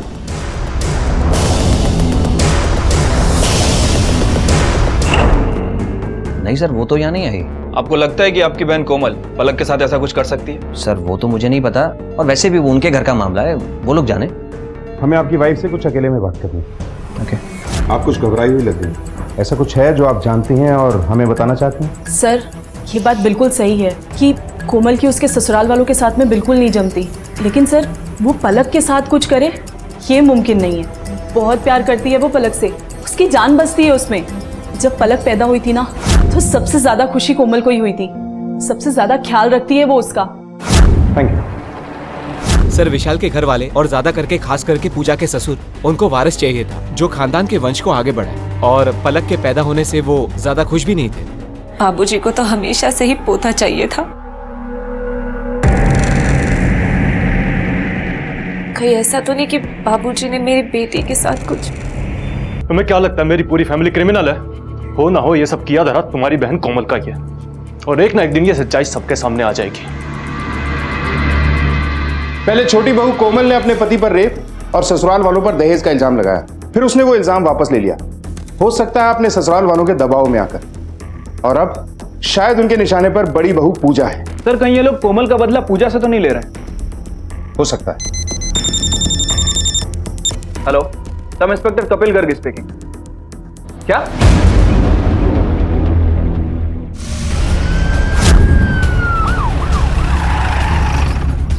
सर इधर है।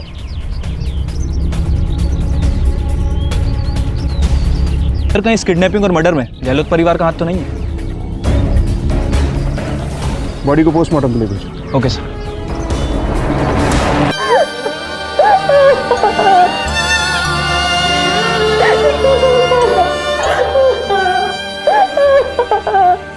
अब जरा हमारे साथ थे।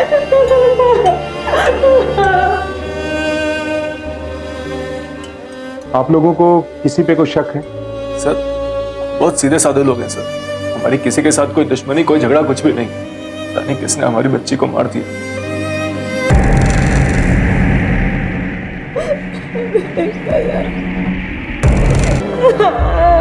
पूजा, पलक मेरी भी बेटी थी। पूजा शांत हो जाओ। सर बच्ची की पोस्टमार्टम रिपोर्ट आ गई है।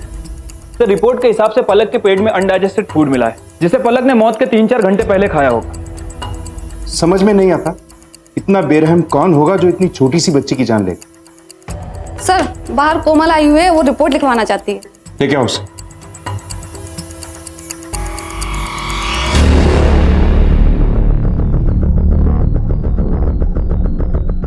सर मैं अपने परिवार के खिलाफ कंप्लेन लिखवाना चाहती हूँ। अब क्या किया है उन लोगों ने? उन लोगों ने मुझे बिजली के झटका देकर मारने की कोशिश की है सर। मैं ऊपर कपड़े सुखाने गई तो ये जरूर उन लोगों ने जानबूझ के किया है सर। आप चाहे तो गोपाल से भी पूछ सकते हैं सर। हाँ साहब, मैंने देखा था, वो विशाल भैया और मालिक दोनों ऊपर तो गए थे। सच बता माजरा क्या है? पहले पलक की मौत और उसके बाद कोमल पे मर्डर अटेम्प्ट। बोल। साहब ये आप क्या कह रहे हैं? ये सब उस कोमल की चाल है हमारे घर को बर्बाद करने की सर। पलक के साथ भी उसी ने कुछ किया हुआ सर मैं सच कह रहा हूँ, मैं उसे मारकर जेल क्यों जाना चाहूंगा? वो झूठ बोल रही है, हमें फंसाना चाह रही है सर वो। अब हम आपसे क्या बोले? कुछ बोलेंगे तो हमारी ही बदनामी होगी। पता नहीं किस किस के साथ उसका चक्कर था, यहाँ तक कि हमारे नौकर के साथ भी उसका चक्कर है। नौकर के साथ?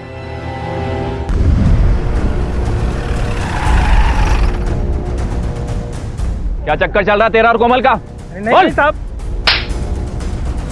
नहीं साहब, मेरा कोई चक्कर वक्कर नहीं है कोमल भाभी के साथ। हमने कुछ नहीं किया साहब। मैं बताता हूँ कि क्या हुआ था। मुझे माफ कर दो भाभी जी, बहुत बड़ी गलती हो गई मुझसे। हाँ ठीक है, कर दूंगी माफ तुझे, पर बदले में तुझे मेरी मदद करनी होगी। पुलिस में गवाही देगा, मेरी बात को सच बताना होगा। बोल, करेगा? और किसके खिलाफ गवाही देनी होगी? मेरे ससुराल वालों के खिलाफ। नहीं, मुझसे नहीं होगा ऐसा। अरे नमक खाया है उनका, और नमक हरामी उन्हीं से। नहीं होगा तुझसे? ठीक है, मैं भी पुलिस वालों को जाकर बता दूंगी कि तूने मेरे साथ क्या किया है। बहुत नमक खा लिया तूने, अब जेल की हवा खा। सर इसलिए मैंने गवाही दी थी। उस दिन मालिक विशाल भैया, उन दोनों को मैंने छत पे जाते हुए देखा था, लेकिन साहब उन दोनों ने वहाँ क्या किया ये मुझे नहीं पता। क्या गोपाल ने ऐसा कहा आप लोगों से? कोमल अब ज्यादा ड्रामा मत करो। नहीं सर, मैं कोई ड्रामा नहीं कर रही हूँ, मैं सच कह रही हूँ। मैंने गोपाल को कोई धमकी नहीं दी थी और उसने खुद देखा था कि वो दोनों ऊपर आए थे और कपड़े सुखाने की तार के साथ उन्होंने ही कुछ किया था जिसकी वजह से मुझे करंट लगा। इसका कोई सबूत है आपके पास? आप लोगों से बोल रही हूँ तो सबूत की क्या जरूरत? बिना सबूत के हम आपके ससुर और पति को लॉकअप में नहीं रख सकते, उन्हें छोड़ना ही होगा। लेकिन सर आप... गोपाल की गवाही भी कोई मायने नहीं रखती है, आप जा सकते हैं।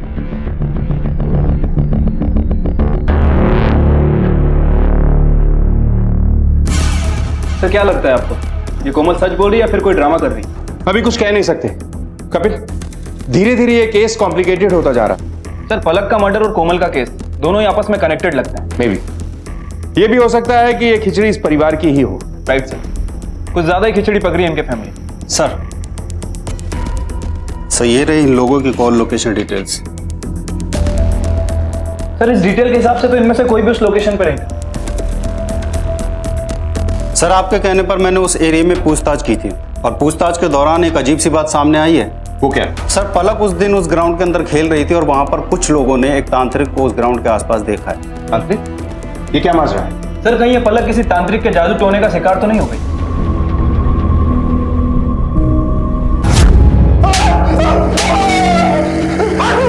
सब बता दो साहब, वो पूजा मेरे पास आई थी। मैं घर वालों के ताने सुन सुनकर थक चुकी हूँ। जल्दी कुछ ऐसा उपाय कीजिए कि मुझे बेटा हो जाए। अवश्य तुम्हें पुत्र की प्राप्ति होगी। मैंने उसे दवाई भी दी थी साहब, लेकिन उसकी बच्ची से मेरा कोई लेना देना नहीं है साहब। फिर तू उस एरिया में क्या कर रहा था जहाँ पलक खेल रही थी? मैं वहां से बीड़ी का पैकेट लेने जाता हूँ और मैंने उसे वहां कभी नहीं देखा। उसे अगवा करने तो दूर की बात है। कपिल, कोमल और पूजा को थाने बुलाओ। जरूर कुछ ना कुछ ऐसा है जो अब भी हमारी नजर से बाहर है। Right sir.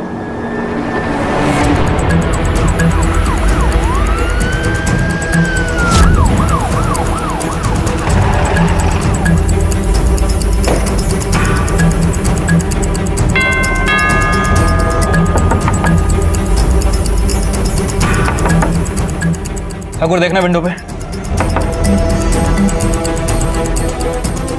कोई दिख नहीं रहा सर अंदर।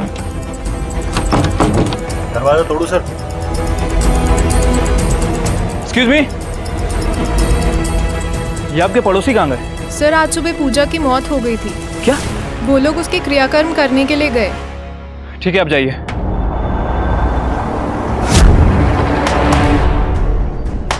ठाकुर शायद अंदर कोई है। ठाकुर दरवाजा तोड़ो।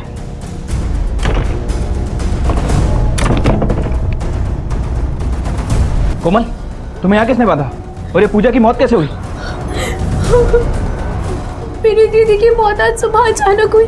जब मैंने आपको फोन करने की कोशिश की तो यहाँ बांध कर चला गया और पूजा का क्रियाक्रम कराने के लिए लेकर गया। तुम्हें पता है उसे कहाँ लेके गए? हाँ।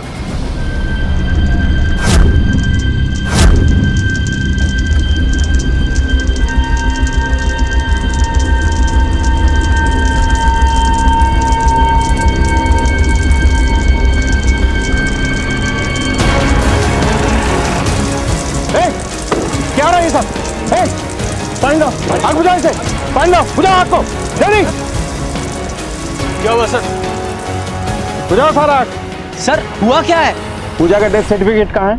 साहब पूजा को कौन सा किसी ने गोली मार दी थी जो हम उसका डेथ सर्टिफिकेट वगैरह बनवाते या पोस्टमार्टम करवाते? सुबह देखा तो बेसुध पड़ी थी अपने बिस्तर पे, सांसें भी नहीं चल रही थी उसकी। हमें लगा कि मर चुकी है वो, इसलिए डॉक्टर को बुलाने की जरूरत भी नहीं समझी हमने। अब डॉक्टर को भी तभी बुलाते हैं सर जब किसी के बचने की उम्मीद हो। इतने भी अनपढ़ नहीं है आप लोग कि इतना भी नहीं समझते हैं कि किसी भी बॉडी को जलाने से पहले किसी एक्सपर्ट डॉक्टर से उसका डेथ सर्टिफिकेट लेना जरूरी होता है। और उस पर कोमल के हाथ पैर बांधकर उसे घर में बंद करके आए आप लोग। हमने कोमल को नहीं बांधा था, तो झूठ बोल रही है। सर वो खुद ही नहीं आना चाहती थी यहाँ। नहीं सर ये झूठ बोल रहे हैं। भला मैं खुद को बांधकर अपने आप को लॉक कैसे कर सकती हूँ कमरे में? कुछ भी कर सकती है, इसका भरोसा मत कीजिए आप। तो तुम्हारा भरोसा करे? ज्यादा मत बोलो।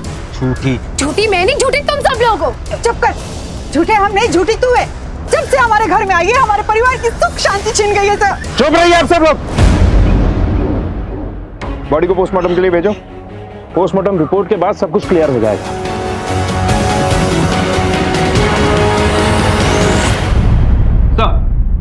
पूजा की पोस्टमार्टम रिपोर्ट आ गई है सर। रिपोर्ट के हिसाब से पूजा की मौत उसके लंग्स में धुआं भरने की वजह से हुई। और ये धुआं 100% चिता का ही होगा। मतलब पूजा के ससुराल वाले उसे जिंदा जला रहे थे। सर मुझे लगता है कि ये फैमिली आपस में मिली हुई है। इन सब ने आपस में मिलकर पूजा को मारा है। उठा के लाओ सबको, एक एक से अपने स्टाइल में पूछताछ करते हैं। Right sir. पूजा जिंदा थी जब उसे जलाया जा रहा था। ये आप क्या कह रहे हैं साहब? हमें नहीं पता था कि पूजा जिंदा थी। झूठ। शुरुआत से तुम लोग झूठ बोल रहे हो और इल्जाम कोमल पे लगा रहे हो। होता चाहिए था ना तुम्हें, इसलिए तुमने पूजा और पलक दोनों को मार दिया। हाँ साहब, मैं मानता हूं कि मुझे पोते की चाहत थी, लेकिन मैंने अपनी पलक को नहीं मारा साहब, और पूजा का खून भी मैंने नहीं किया। सर, और तुम? सर मैं सच कह रहा हूँ, मेरा पलक का और पूजा भाभी की मौत से कोई लेना देना नहीं है। वो तो भैया ने आवाज दी तो हम लोग भागकर उनके कमरे में गए और हम लोगों को नहीं पता था कि पूजा भाभी जिंदा है। सर अगर पूजा जिंदा रहती तो हम उसका क्रियाक्रम क्यों करते? हाँ सर। सर हमारा यकीन कीजिए, हम लोगों ने कुछ नहीं किया। कत्ल तो तुम लोगों ने किया है, जानबूझकर या अनजाने में, लेकिन खूनी तुम ही लोग। और जब तक हम ये केस सॉल्व नहीं कर लेते ना, तुम लोग अंदर ही रहो।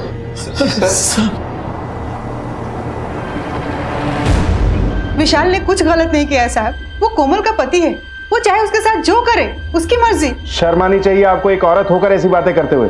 खैर ये बताइए कि पूजा और उसकी बेटी पलक को क्यों मारा? मैंने कुछ नहीं किया साहब, सच मानिए मैंने कुछ नहीं किया।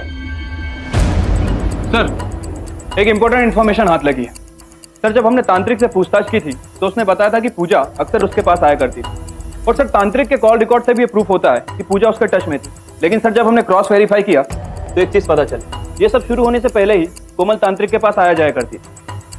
और ये बात तांत्रिक ने हमसे छिपाई थी, जो इस तरफ साफ इशारा है कि दाल में जरूर कुछ काला है। आप लोगों ने पहले कुछ पूछा नहीं और मैंने बताया नहीं। मुझे कोमल ने पूजा से मिलवाया था। पापा, ये मेरी बहन पूजा है, इसे बेटा चाहिए। आप अपने तंत्र मंत्र से कुछ ऐसा कीजिए ना जिससे इसे बेटे की प्राप्ति हो जाए। अवश्य। देख, तेरी तरह हमें भी तंत्र विद्या आती है। जब अपने लॉकअप में ले जाके डंडे से मंत्र फूकते हैं ना, तो अच्छे अच्छे सच बोलने लगते हैं। फिलहाल तो तुझे छोड़ रहे हैं, पर एरिया छोड़ के मत जाना।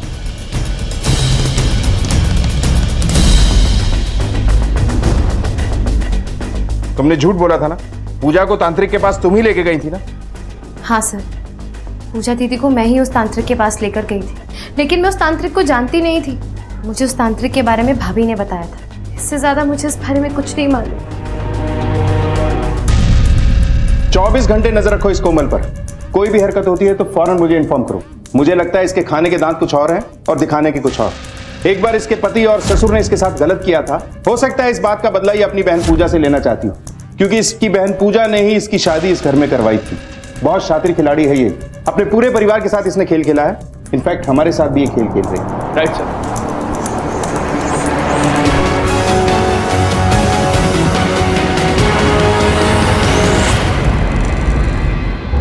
सर एक शॉकिंग इन्फॉर्मेशन हाथ लगी है। वो क्या? सर 2 महीने पहले कोमल ने अबॉर्शन करवाया था। ये देखिए। सर मेरा यकीन कीजिए, मैं इस अबॉर्शन के बारे में कुछ नहीं जानता। मैं तो खुद सुनकर हैरान हूँ, क्योंकि कॉलेज में खेलते वक्त एक बार मुझे चोट लग गई थी और इंटरनल इंजरी की वजह से मेरे लिए बच्चा पैदा करना नामुमकिन हो गया था। सर आप चाहें तो मेरी मेडिकल रिपोर्ट चेक कर सकते हैं। इसलिए कोमल तो प्रेग्नेंट हो ही नहीं सकती।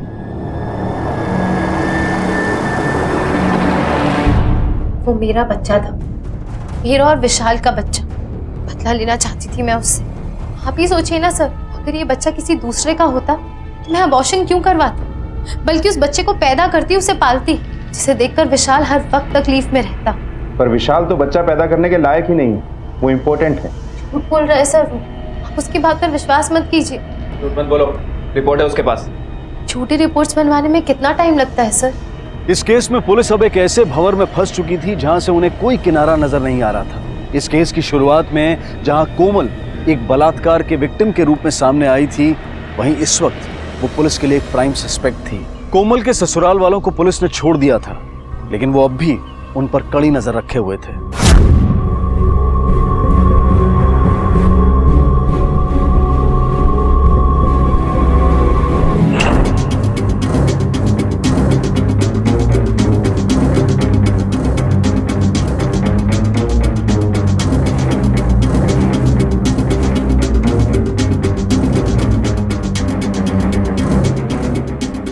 सर अगर ये लोग सच बोल रहे हैं तो फिर पूजा को बेहोशी का इतना हैवी डोज किसने दिया? और सर अभी तक पलक का मर्डर सस्पेंस ही बना हुआ है। कपिल, देखने में ये दो केस हैं, लेकिन ये दोनों केस एक दूसरे से कनेक्टेड हैं। कहीं ना कहीं ये सारा मामला आपस में जुड़ा हुआ है, पर घर का कोई मुंह खोलने के लिए तैयार नहीं है। सर क्या पता कि घर के नौकर गोपाल को भी कुछ पता हो, लेकिन घर वालों की दबाव की वजह से उसने हमें कुछ नहीं बताया। कपिल, ले आओ उस गोपाल को। राइट साहब। साहब मुझे मारो मत बस साहब। साहब मैं बताता हूँ सब। फटाफट बोलना चालू कर। साहब वो कोमल भाभी, साहब वो पूजा भाभी को डेली एक दवाई खिलाती थी जो उस तांत्रिक बाबा ने बताई थी। उसी दवाई की वजह से उनकी मौत हो गई। साहब इससे ज्यादा और कुछ नहीं पता मुझे। कपिल, एरिया के हर मेडिकल शॉप पे उस दवा के बारे में पता करो और इस तांत्रिक को उठा के लाओ। राइट साहब। सच बता, वो कौन सी दवा है जो तूने पूजा को देने के लिए बोला था? मैं तो छोटे मोटे उपाय बताता हूँ, मैं डॉक्टर थोड़ी ना साहब, मेरा यकीन कीजिए, पूजा की हत्या से मेरा कोई लेना देना नहीं है। सर ऐसे नहीं बोलेगा, इसे हम अपने तरीके से समझाना होगा। नहीं साहब नहीं, मैं आपको पलक की मौत के बारे में बता सकता हूँ साहब। बाबा मुझसे बहुत बड़ी भूल हो गई। मैंने अपने ही हाथों से अपनी बच्ची को मार डाला, लेकिन खुद को नहीं मार पाई। उसने अपनी बच्ची को तो मार दिया, लेकिन वो खुद को नहीं मार सकी। अगर ये तेरी बनाई हुई नई कहानी है ना, तो याद रखना ये तेरी जिंदगी की आखिरी कहानी है। नहीं साहब, उसने मुझे जो बताया वही मैं बोल रहा हूँ साहब। किसके साथ अफेयर चल रहा था उसका?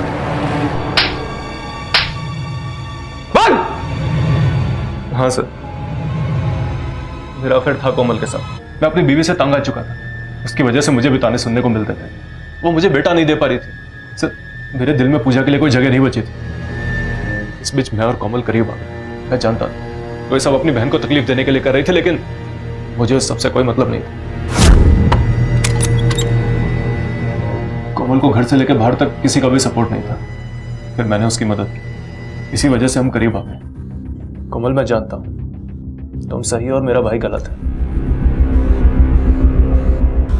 सच कहूं तो मुझे बहुत बुरा लगता है कि कोई भी तुम्हारा साथ नहीं दे रहा है, तुम्हारी अपनी बहन भी नहीं। पर तुम चिंता मत करो, मैं तुम्हारा साथ दूंगा। क्या सच में मेरा साथ देंगे? हाँ कोमल।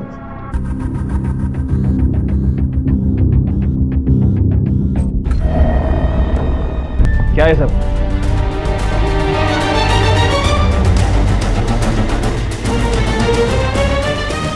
हाँ सर, हाँ मैंने ही पूजा दीदी को दवाई दी थी, और वो दवाई मुझे उस तांत्रिक ने नहीं दी थी, बल्कि मैं रोज झूठ बोलकर उसे वो दवाई देती थी ताकि वो एक ना एक दिन मर जाए।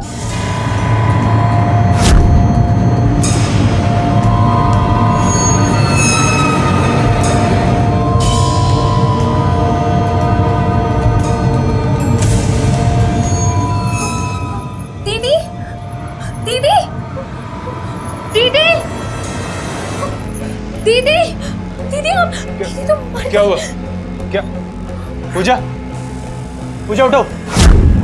लेकिन वो मरी नहीं थी, सिर्फ बेहोश हुई थी। पर अच्छा हुआ कि वो मर गई, वरना मैं खुद में कोई रास्ता जरूर निकाल लेती उसे मारने का। क्यों किया ये सब? क्योंकि उसने मुझसे बदला लेने के लिए पलक की जान ली थी सर। पलक की हत्या तुम्हारी बहन पूजा ने की है। ये कैसी बातें कर रहे हैं बाबा आप? ये नहीं हो सकता, मेरी बहन पलक को नहीं मार सकती। उसने मुझे खुद बताया।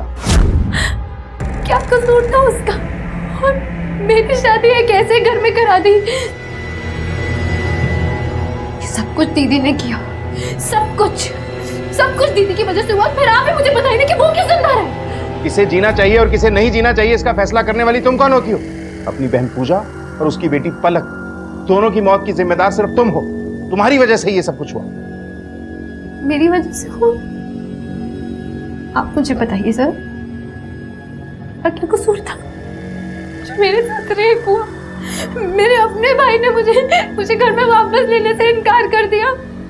जिससे प्यार करती थी उसके पास गई तो उसने मेरे साथ जबरदस्ती करने की कोशिश की सर। ससुराल वालों ने मुझे घर में वापस लेने से इनकार कर दिया, मुझ पर दबाव डाला, जिसकी वजह से मैंने कंप्लेंट वापस ली और उसके बाद भी वो मुझे घर में नहीं ले रहे थे सर। मैंने सोच लिया था सर, मैं अब चुप नहीं बैठूंगी, सबसे बदला लूंगी। इसलिए मैंने धीरे धीरे ड्रामा करना शुरू किया, अपने जीजा जी के साथ अफेयर किया और उस गोपाल को भी धमकाया मैंने। और वो बिजली की तार का फाटक था, मुझे कोई करंट वरंट नहीं लगा था सर। सबको बचाना चाहती थी, सबसे बदला लेना चाहती थी और आप कह रहे कि अभी भी मैं गलत हूँ। एक गलती को सुधारने की बजाय तुमने सब कुछ बर्बाद कर दिया। मैं मानता हूं तुम्हारे ससुराल वाले गलत हैं, उनने तुम्हारे साथ गलत किया, लेकिन उसका उपाय यह नहीं था जो रास्ता तुमने चुना। भले ही तुम्हारी बहन ने अपनी बेटी पलक को मारा, लेकिन इस सब की जिम्मेदार सिर्फ तुम, क्योंकि तुमने उसके पति के साथ अवैध संबंध बनाए। अगर ये सब कुछ नहीं होता ना, तो आज पूजा और उसकी बेटी पलक दोनों जिंदा होते। कोमल की जिंदगी में जो कुछ भी हुआ उसके लिए वो अपनी बहन पूजा को दोषी मानती थी और इसी वजह से उसने अपनी ही बहन का खून कर दिया है। कहते हैं कि आंख के बदले आंख एक दिन इस पूरी दुनिया को अंधा बना देगी। जुर्म कभी भी किसी मसले का हल नहीं हो सकता।